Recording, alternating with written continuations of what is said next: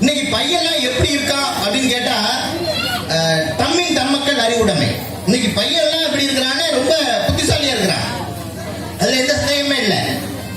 நம்ம ஒரு வகுப்புல போய் மனித குரலுக்கு வால் உண்டா அப்படின்னு ஒரு அறிவியல் கேள்வி கேட்கலாம்னா திரும்பி நின்னுங்க சார் பார்த்து சொல்றேன் அப்படிங்கிறான். முதலில் சுரங்கம் தோண்டியவர் யார் அப்படின்னு பெருச்சாலி சார் அப்படிங்கிறான். தமிழ்ல காலம் நடத்தலாம் அப்படின்னு பார்த்து இறந்த காலம், நிகழ்காலம், எதிர்காலம். சூரியன் மறைந்தது இறந்த காலம், சூரியன் மேற்கே மறையும் என்ன காலம் அப்படிங்கிற சாயங்காலம் அப்படிங்கிறான். அவன் ரொம்ப தெளிவா இருக்கான். கண்ணகி மதுரையை எரித்தால் என்ன காலம் அப்படிங்க ஃபயர் சர்வீஸ் இல்லாத காலம் சார் அப்படின்னா. அவனுக்கு புத்தி நல்லா இருக்குது. அதை நல்ல வழியில நம்ம பயன்படுத்துகிற போது பெரிய வெற்றி அடைய முடியும். அன்பிற்குரியவர்களை, காலம் கருதி விரைவாக சொல்கிறேன். பிலிப்னு ஒரு மன்னன் இருந்தான். பிலிப் என்கிற அந்த மன்னனுக்கு ஒரு ஆம்பளை குழந்தை பிறந்துச்சு. அந்த அரண்மனையுடைய மாடத்துல நின்று மக்கள்லாம் வெளியே நிக்கிறாங்க. மன்னா, உங்களுக்கு ஆண் குழந்தை பிறந்திருக்கிறது, மன்னர் வாழ்க, இளவரசர் வாழ்கன்னு வாழ்த்துறாங்க. அந்த பிலிப் என்கிற மன்னன் என்ன பண்ணா, தங்க நாணயங்களை அரண்மனையோட மாடத்துல இருந்து மக்கள் மேல அள்ளி அள்ளி வீசினான்.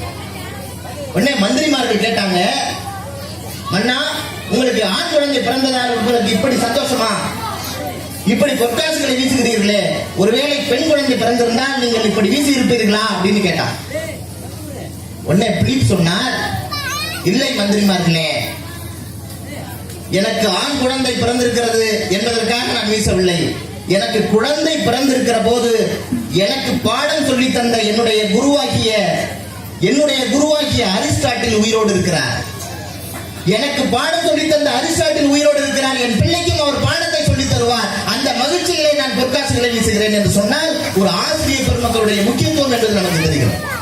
திருமூலர் அழகாக சொல்லுவார், குருட்டனை நீக்கும் குருவனை கொள்ளார், குருட்டினை நீக்கா குருவனை கொள்வார், குருடும் குருட்டாட்டமாடி குருடும் குழிவிடுமாறே என்பார். ஒரு குரு என்பவர் எப்படி இருக்க வேண்டும் என்றால் குருட்டை போக்குவராக இருக்க வேண்டும். அவரே அறியாமையில் இருந்தால் குருடும் குருட்டாட்டமாடி குருடும் குழிவிடுமாறே என்பதை போல.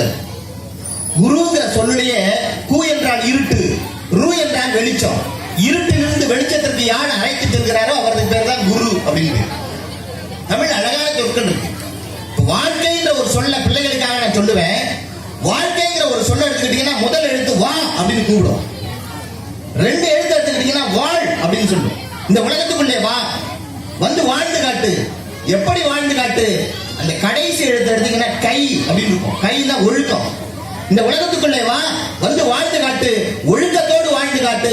இப்படி வாழ்ந்தால் உனக்கு கிடைப்பது முதல் எழுத்து கடைசி எழுத்துன்னு கேட்டா என்ன கிடைக்கும்? வாகை. வாகை என்றால் வெற்றி. இப்படி வாழ்ந்தால் உனக்கு வெற்றி கிடைக்கும். இதன் பெயர் தான் வாழ்க்கை அப்படின்னு சொன்னது யாருன்னா தமிழன். தமிழ்ல எல்லா வார்த்தைக்கும் எல்லா எழுத்துக்கும் பொருள் இருக்கு. அன்புக்குரியவர்களே, நிறைய தோல்விகளில் இருந்து கற்றுக்கொள்ள வேண்டும். தலைப்பு மணிவரன் அவர்கள் கொடுத்திருக்கிறாரு, உலகை வெல்ல உண்ண தயாரின்னு. இங்க இருக்கக்கூடிய பெற்றோர்களுக்கு சொல்லுவேன், இந்த பள்ளியில் இருக்கக்கூடிய ஆசிரியர் பெருமக்கள் மாறலாம். இந்த பள்ளியுடைய பண்பாடு, கலாச்சாரம், பாரம்பரியம், இந்த பகுதி வாழும் மக்களுடைய ஒத்துழைப்பு இந்த பள்ளியை மேலும் பல இலக்குகளை நோக்கி இட்டு செல்லும்.